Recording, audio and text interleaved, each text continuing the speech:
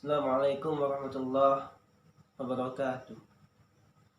Inna hamdalillahi nahmaduhu wa nasta'inuhu wa nastaghfiruh. Wa na'udzu billahi min syururi anfusina wa min sayyiati a'malina. May yahdihillahu fala mudhillalah wa may yudlilhu fala hadiyalah, amma ba'd. Alhamdulillah, sampai hari ini kita masih diberikan kenikmatan yang begitu banyak oleh Allah Subhanahu wa taala dalam menjalankan aktivitas kita sehari-hari di dunia ini. Sholawat serta salam selalu tercurah kepada baginda Nabi besar Muhammad sallallahu alaihi wasallam. Berkat beliau kita dapat merasakan alam yang jauh dari kata kegelapan.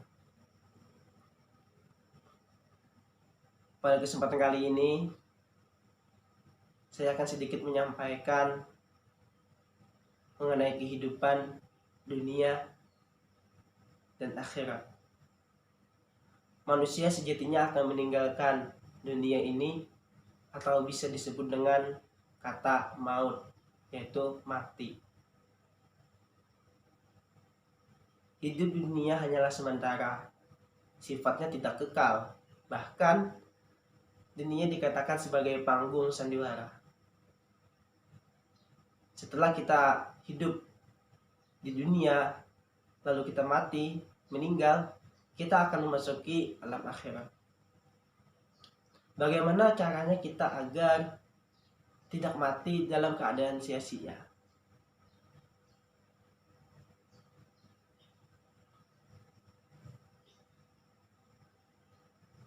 Nah, maka Rasulullah Shallallahu Alaihi Wasallam bersabda, hendaklah engkau manfaatkan 5 keadaan sebelum datangnya 5 keadaan yang lainnya. Hadis riwayat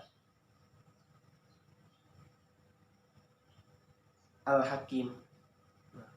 Beliau mengingatkan kepada kita, lakukanlah 5 perkara sebelum datangnya 5 perkara.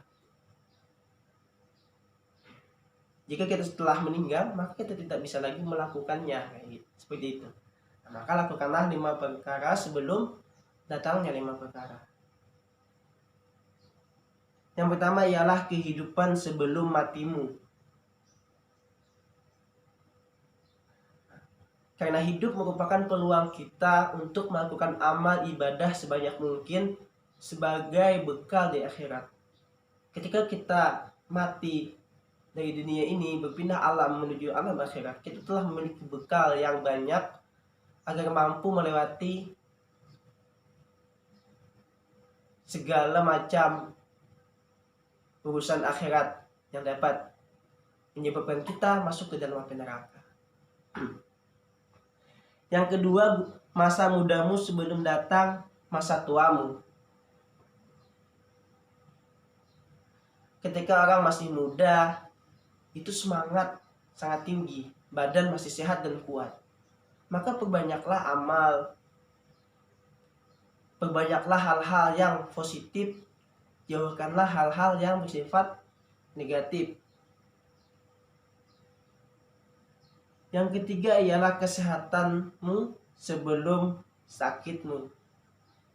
Kita mengetahui jika seseorang telah sakit, maka banyak hal yang tidak dapat dilakukannya. Oleh karena itu, gunakanlah masa sehatmu sebelum masa sakitmu dengan melakukan hal-hal yang sangat bermanfaat untuk kehidupanmu, bahkan kehidupan orang lain. Yang keempat ialah masa luangmu sebelum masa sempitmu.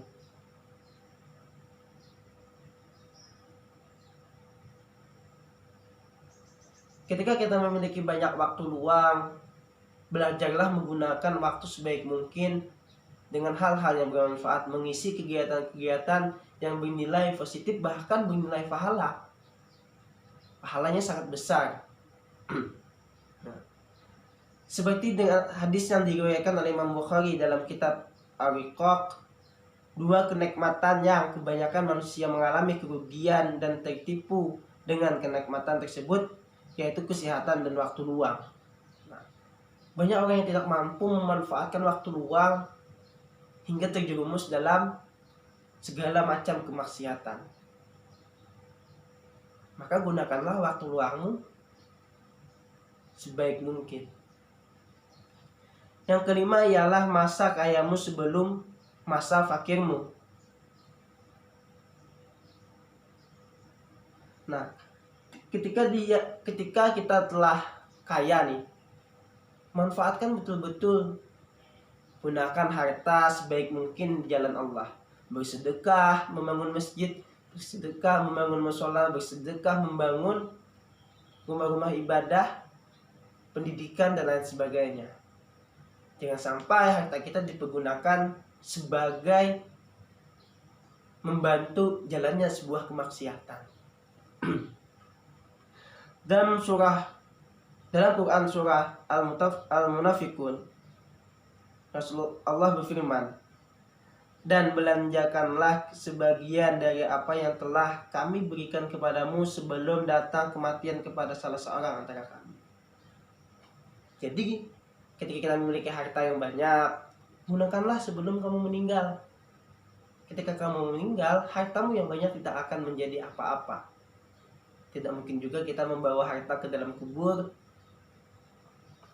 hanya ditinggal di dunia. Maka dari itu, sebelum kamu meninggal, sebelum kita semua meninggal,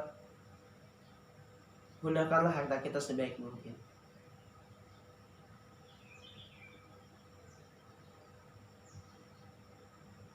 Sehingga penyesalan selalu berada di akhir. Ada 5 hal yang diingatkan Rasulullah harus dikerjakan sebelum datang 5 hal. Maka dari itu, marilah kita bersama-sama mengerjakan 5 hal tadi sebelum datangnya yang 5 hal. Mungkin ini saja yang dapat saya sampaikan. Semoga bermanfaat untuk kita semua. Salah hilaf mohon dimaafkan jika terdapat kesalahan. Allahul muwaffiq ila aqwamit thoriq. Wassalamualaikum warahmatullahi wabarakatuh.